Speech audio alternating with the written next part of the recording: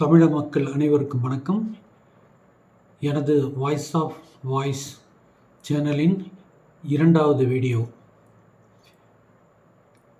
நான் வீடியோ ஆரம்பிப்பதற்கு முன்னால் உங்களிடம் ஒரு சிறிய வேண்டுகோள் வைக்கிறேன்.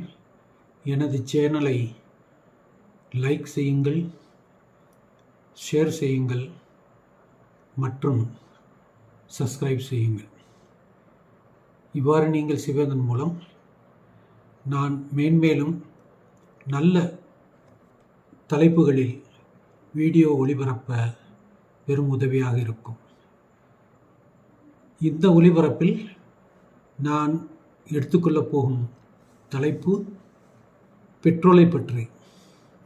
நாம் பயன்படுத்தும் பெட்ரோல் தற்பொழுது 100% பெட்ரோல் கிடையாது. இதில் 20% ஆல்கஹால் கலப்படம் செய்யப்படுகிறது. இதனால் மக்களுக்கு என்ன நன்மை என்றால் நன்மையே கிடையாது. விலை குறைந்ததா என்றால் விலை குறையவில்லை. அல்லது வாகனங்களுக்குத்தான் என்ன பிரயோஜனம் என்றால் அந்த பிரயோஜனமும் கிடையாது. இதில் பிரயோஜனமெல்லாம் சில அரசியல்வாதிகளுக்குத்தான். அவர்கள் இந்த ஆல்கஹாலை உற்பத்தி செய்யும் ஃபேக்டரி வைத்திருக்கிறார்கள். அவரும் அவரது குழந்தைகளும் இதனால் பயனடைகின்றன. நாம் இப்பொழுது இந்த 20% ஆல்கஹால் கலந்த E20 பெட்ரோலை பற்றி பார்ப்போம். அதாவது 100% பெட்ரோல் நீங்கள் பயன்படுத்துவதால்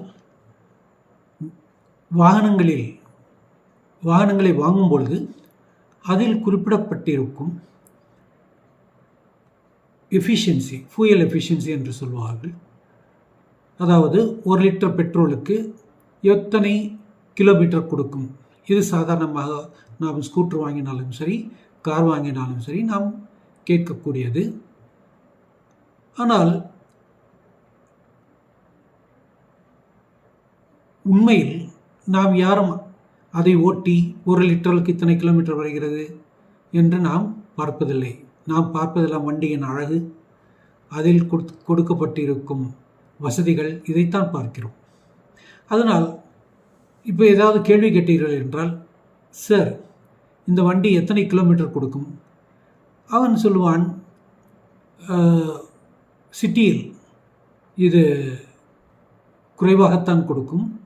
அதாவது 20 கிலோமீட்டர் 1 லிட்டருக்கு பெட்ரோல் என்றால் 15 கிலோமீட்டர் 16 கிலோமீட்டர் கொடுக்கும், ஏனென்றால் டிராஃபிக் ஜாஸ்தியாக இருக்கிறது என்பான். நாமும் சரி சரி என்று கேட்டுக்கொண்டு வந்துவிடுவோம். ஆனால் இந்த வண்டி விற்பவர்களுக்கு ஒரு கடமை இருக்கிறது. அது நிரூபித்து காமிக்க வேண்டும். 1 லிட்டர் பெட்ரோலுக்கு இத்தனை கிலோமீட்டர் வண்டி போகிறதா என்று. இதுவரை யாரும் அதை கட்டாயப்படுத்தி கேட்டதும் இல்லை, அதை பற்றி கவலைப்பட்டதும் கிடையாது. சரி, இப்பொழுது என்னவாகிறது? அந்த இன்ஜின், அந்த இயந்திரம் காராக இருக்கலாம், டூ வீலராக இருக்கலாம். அந்த இன்ஜின் எப்படி செய்யப்பட்டிருக்கிறது என்றால், அதாவது கம்பஷன் எஃபிஷியன்சின்னு சொல்வார்கள். 1 லிட்டர் பெட்ரோல் நாம் அதில் செலுத்தினால் இத்தனை கிலோமீட்டர் வரும். அதாவது இந்த பெட்ரோல் எரிந்து அதிலிருந்து ஒரு நமக்கு சக்தியை கொடுக்கும், எரிசக்தியை கொடுக்கும். அதை வைத்துக்கொண்டு வண்டி அத்தனை கிலோமீட்டர் போகும். அந்த என்ஜின் செய்யப்பட்டிருப்பது பெட்ரோலை எரித்து நாம் அதிலிருந்து எத்தனை கிலோமீட்டர் நமக்கு கிடைக்கும் என்பதை அடிப்படையாக கொண்டு தான் அந்த இன்ஜின் செய்யப்பட்டிருக்கிறது. உதாரணமாக பெட்ரோல் இன்ஜின் என்றால் பெட்ரோலியத்தைத்தான் அது எரித்து சக்தியை கொடுக்கும். டீசல் இன்ஜின் என்றால் டீசலை எரித்துத்தான் நமக்கு அத்தனை கிலோமீட்டர் சக்தியை கொடுக்கும். எனவே நாம் இதை அறிந்து வைத்திருக்கிறோம். பெட்ரோல் வண்டி, டீசல் வண்டி என்று நாம் அறிந்து வைத்திருக்கிறோம். டீசல் வாங்கும்போது எதை பார்க்கிறோம் என்றால், இந்த எரிபொருள் விலை குறைவாக இருக்கிறது. பெட்ரோலை காட்டிலும் இந்த எரிபொருள் டீசல் விலை குறைவாக இருக்கிறது. எனவே நாம் பணத்தை மிச்சப்படுத்தலாம் என்று அந்த வண்டியை வாங்கிறோம். எனவே இதில் கூர்ந்து பார்க்க வேண்டியது என்னவென்றால், அதில் பெட்ரோல், இந்த வண்டியில் டீசல். இப்போ இடையிலே ஒரு புதிதாக ஒரு மக்களுக்கு ஒரு ப்ராப்ளம் கொடுக்கப்பட்டு கொண்டிருக்கிறது. 2023 முதல் இந்த 20% ஆல்கஹாலை பெட்ரோலிடம் கலப்படம் செய்கிறார்கள். அந்த வண்டி நாம் வாங்கியது 2023க்கு முன்னால் வாங்கியதெல்லாம் பெட்ரோலை எரித்து அதிலிருந்து எரிசக்தி கிடைக்கிறது. அந்த 1 லிட்டர் பெட்ரோலுக்கு இத்தனை கிலோமீட்டர் போகும் என்பதுதான் கணக்கு.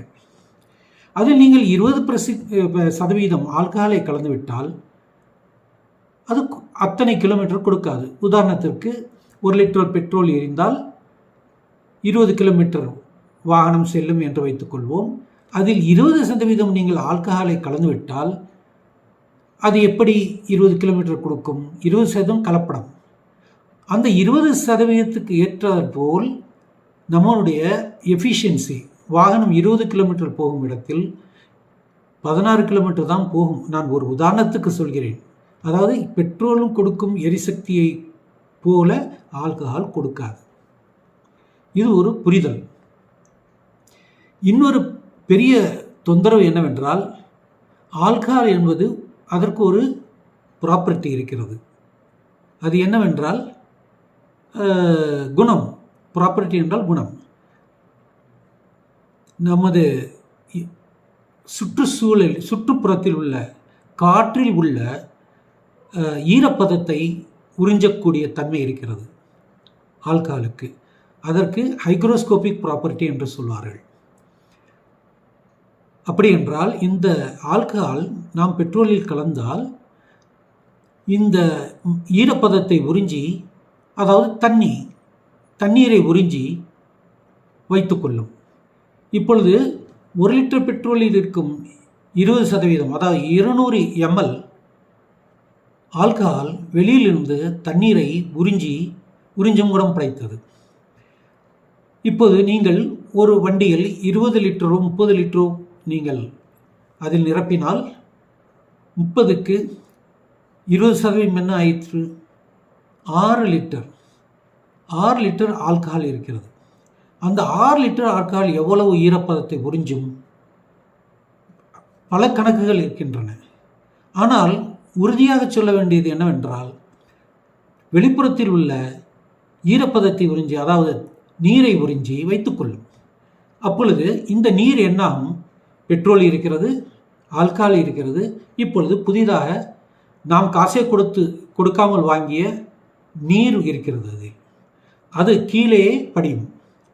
பெட்ரோல், நீர், தண்ணீர். யோசித்து பாருங்கள். உங்களுடைய எரிபொருளில் தண்ணீர் சேர்ந்து இன்ஜினுக்குள் சென்றால் அது என்னவாகும்? இன்ஜின் துருப்பிடிக்க ஆரம்பிக்கும்.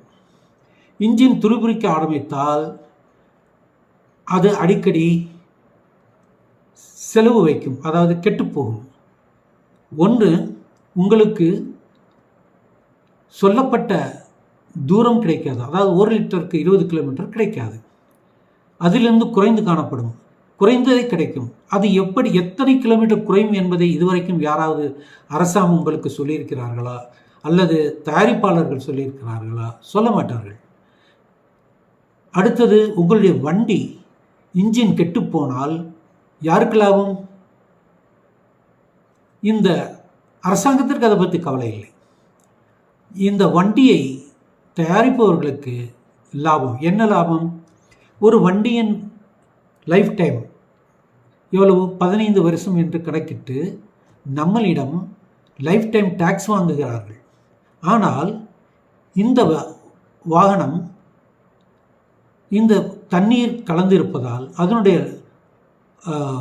அதாவது லைஃப் டைம் குறைந்துவிடும்.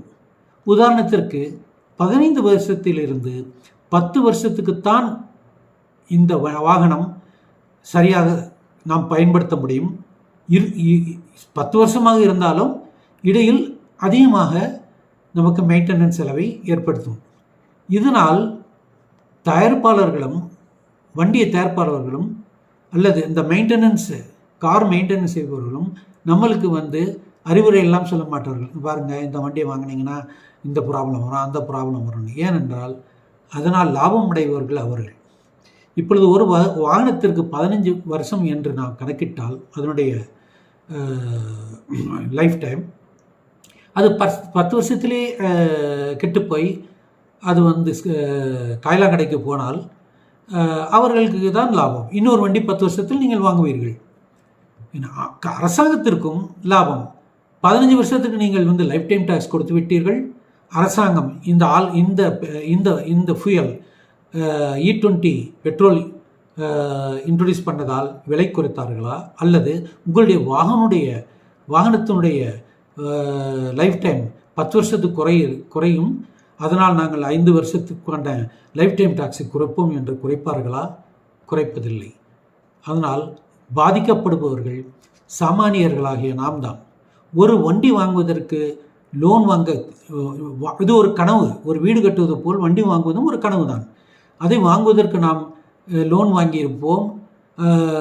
அதை வாங்கி நாம் குறைந்தது ஒரு 15-20 வருஷமாவது நாம் யூஸ் பண்ண வேண்டும் என்ற ஒரு எண்ணத்தில் தான் வாங்குவோம். நம்ம கடனே 15 வருஷம் இருக்கும். 15 வருஷத்தில் வந்து வண்டிக்கு இதாச்சு ஸ்கிராப் ஆயிரு அப்படின்னு சொல்லக்கூடிய காலத்திலே இந்த மாதிரி அதனுடைய லைஃப் டைத்தை 10 வருஷம் குறைத்து விட்டார்கள்.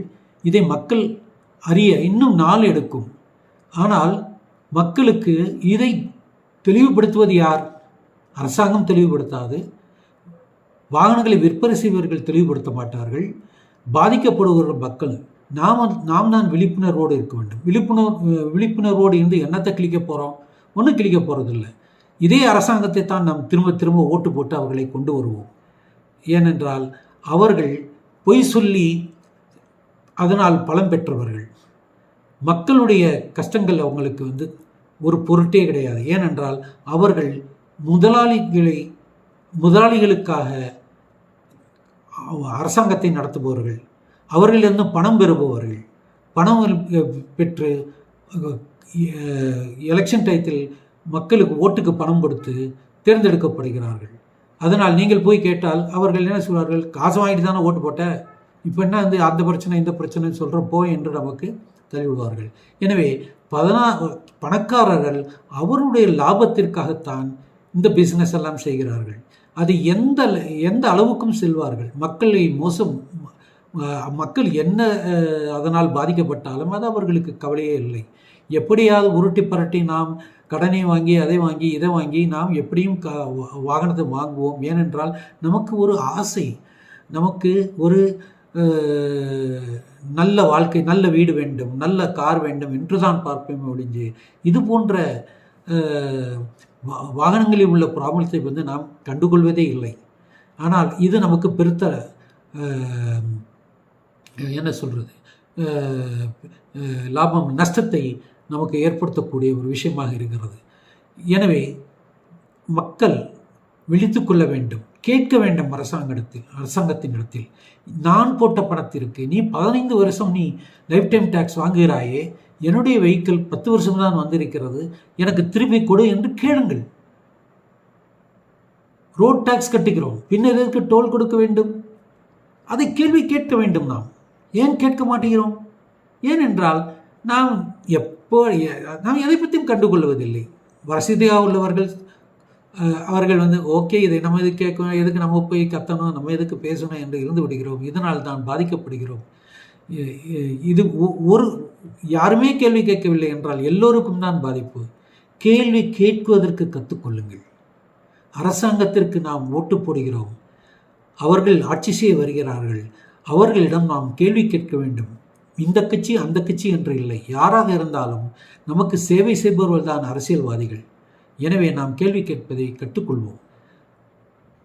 எனவே அதாவது இன்னும் யாராவது வந்து ஒரு செகண்ட் ஹேண்ட் வெஹிக்கிள் வாங்க வேண்டும் என்றால் 2023க்கு முன்னாடி உள்ள வண்டிகளை வாங்குவதை தவிருங்கள். 2023 அதன் பின் தயாரிக்கப்பட்ட வாகனங்களை வாங்குவதை பற்றி யோசியுங்கள். வாங்கும் பொழுது எந்த வாகனத்தை வாங்குகிறோமோ அவனுடைய மேனுவலை பாருங்கள். அதில் அவன் E20 ஃபியூயல் கம்பேட்டிபிள் என்று போட்டு இருக்கிறானா? E20 ஃபியூயல் பயன்படுத்துவதால் இதற்கு இத்தனை கிலோமீட்டர் கொடுக்கப்படுமா என்றெல்லாம் எழுதியிருக்கிறானா என்று பாருங்கள். எழுதவில்லை என்றால் அவனிடத்தில் கேள்வி எழுங்கள். அவனிடத்தில் வாரண்டி இந்த E20 ஃபியூயலுக்கு கொடுக்க வேண்டும் என்று கேளுங்கள். இதை நான் உங்களிடம் பகிர்ந்து கொள்வதில் நான் ஒரு பிரயோஜனமாக ஒரு காரியத்தை செய்திருக்கிறேன் என்று நான் நம்புகிறேன். என்னுடைய சேனலுக்கு தயவுசெய்து மீண்டும் கேட்டுக்கொள்கிறேன். லைக் செய்யுங்கள், ஷேர் செய்யுங்கள், சப்ஸ்கிரைப் செய்யுங்கள். மீண்டும் சந்திப்போம் நமது 3வது வீடியோவில். நன்றி, வணக்கம்.